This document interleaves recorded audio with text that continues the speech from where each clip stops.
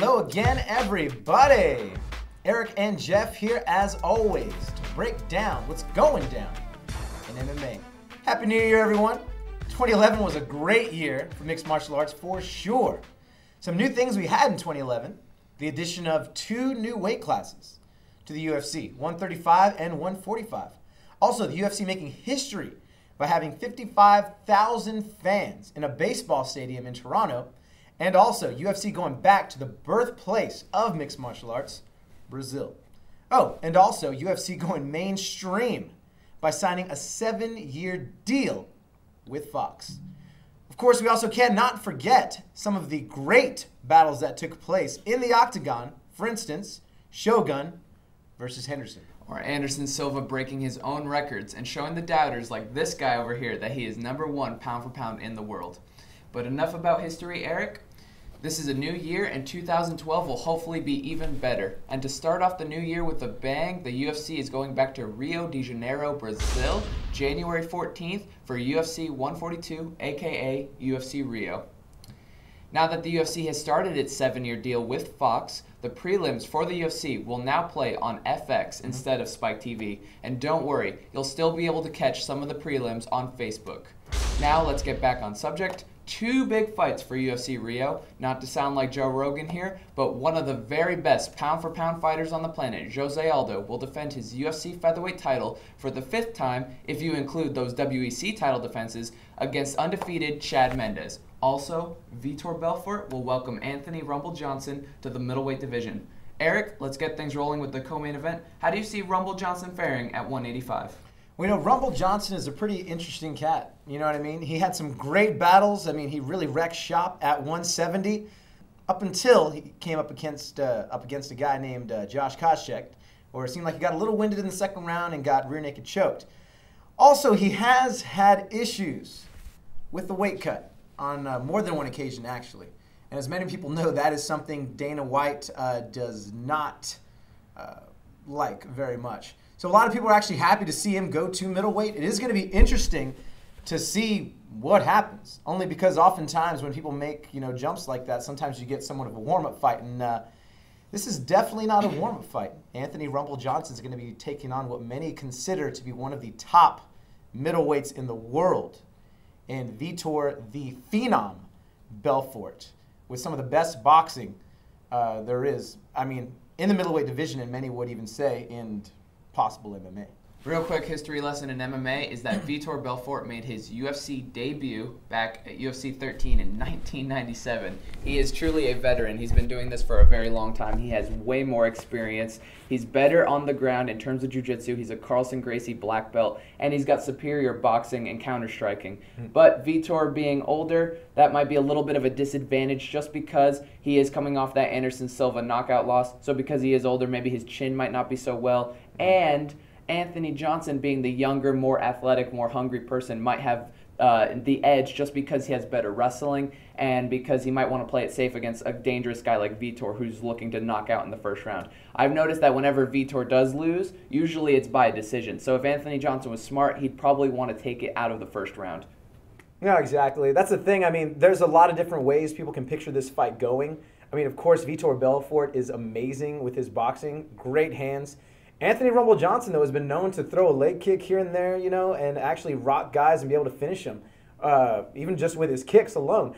Anthony Johnson does have some really good wrestling as well, so it's interesting. A lot of people can picture this fight, by knockout in the first, maybe second round.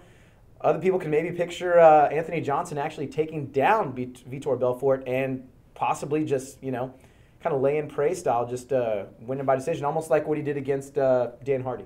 So it's going to be interesting to see what happens in this one. It really is. Now, if that wasn't good enough, Jose Aldo, who's considered one of the best pound-for-pound fighters in the world, will be fighting in his home country for the first time since 2007. The guy is 19-1, and he hasn't lost in 7 years. But Chad Mendes is no pushover. He's undefeated at 11-0 with great wrestling. Chad will be looking for revenge also against Aldo, who beat his teammate and training partner Uriah Faber back in 2010. Geoff, How do you see this one going down? Well, Eric, I believe that Jose Aldo fighting in his backyard for the first time in 2007 in Brazil, in his home country, I believe he will be extra motivated to win, but win impressively and defend his title. I think Mendes going into enemy territory will not help him. He's obviously an underdog. It would make sense. Aldo's very good with his kicks, his knees, his elbows, his punches. He's a black belt in Brazilian Jiu-Jitsu, but he's also a Brazilian Jiu-Jitsu world champion. And I believe that Aldo will try to keep it on the feet. Maybe if Chad was smart, he'd try to stick to a game plan of wait for Aldo to throw some kicks and try to catch a kick and take him down. But I don't see that happening. I think Aldo's going to try to keep it standing with maybe some boxing in the first few rounds, wear him down, punch him in the body, maybe throw some good combinations, hurt Mendes, try to finish it as soon as possible, because obviously the longer the fight goes on, I believe Aldo will probably become more tired, and Mendes will probably feed off of that. So I think Aldo's going to try to finish this fight possibly round 1, round 2, go for a knockout, go for a flying knee, go for anything, spinning back kicks, whatever he has in his arsenal. He obviously has the advantage in the stand-up. Mendes obviously has the game plan of take him down, and he's very smart on the ground too. So we'll see what happens. Trains with Team Alpha Male, but Aldo trains with Team Black House, trains with some of the best guys in the world, Anderson Silva, Machida, the Nogueira brothers, Junior Dos Santos. That's 3 champions I just named for the UFC right there. Yeah. So we all know Black House is pretty hardcore, pretty legit. So I think Aldo's going to do just fine, not only in his backyard, but defending his title. How do you see this going down? Yeah, I mean, what you said is really interesting. I mean, a lot of times when people think about Jose Aldo and, Alpha Male, they do think of the Uriah Faber fight. And, I mean, Uriah Faber's legs got destroyed in that fight. And I do think, though, Jose Aldo is going to be a lot more cautious with his kicks due to Chad Mendes' superior wrestling. So, but, again, Chad Mendes has also admitted that as far as his stand-up, his striking, it's not really where it needs to be or where he would like it either. So I do really think in this fight that Jose Aldo is going to try to just keep it standing. I don't think Chad Mendes is really going to be able to take down Jose Aldo either.